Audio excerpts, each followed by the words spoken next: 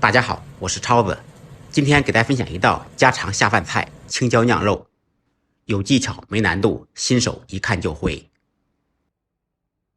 首先准备少许3分肥7分瘦的五花肉，让老板娘提前绞好，再准备少许葱姜、少许花椒，加入清水，用我的右手攥出汁水，这就是调肉馅必备葱姜水。做好的葱姜水倒入肉馅中，用筷子顺着一个方向搅拌，使肉馅吸收水分。这样吃着鲜嫩不柴，然后放入适量的盐，少许白胡椒粉，少许鸡精，1小勺生抽，1小勺蚝油，少许芝麻香油，单手打入1个鸡蛋，再次用筷子顺着一个方向搅拌，使肉馅吸收味道。彻底搅均匀以后，放入2小勺干淀粉，搅拌均匀，肉馅就调好了。用这种方法调的肉馅鲜嫩不柴，非常好吃。准备好的青椒洗净，去掉根部，喜欢吃辣的可以用尖椒。用筷子把青椒籽怼出来，先不要直接塞肉馅，放入少许干淀粉，这样肉馅就不会脱落。再用筷子塞满肉馅，塞得越实越好。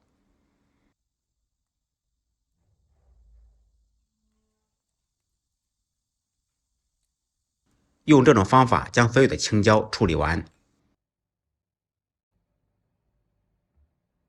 做之前呢，再蘸少许干淀粉。蘸淀粉呢有2个作用，一个是可以防止肉馅脱落，再一个就是使肉馅锁住水分，鲜嫩不柴。这都是烹饪中的一些小技巧，防止大家踩雷。为了避免在制作的时候手忙脚乱，我们先兑一个料汁，碗中放入1勺生抽，1勺蚝油，少许老抽增加底色，半小勺白糖中和味道，加入2勺清水，少许干淀粉，料汁就调好了，用勺子搅拌均匀。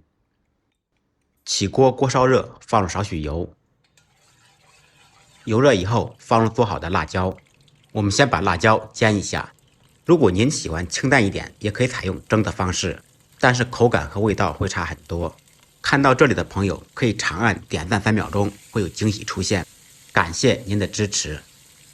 煎制的时候可以轻轻的晃动锅，把青椒晃晕，使其受热均匀。把青椒煎至8面金黄。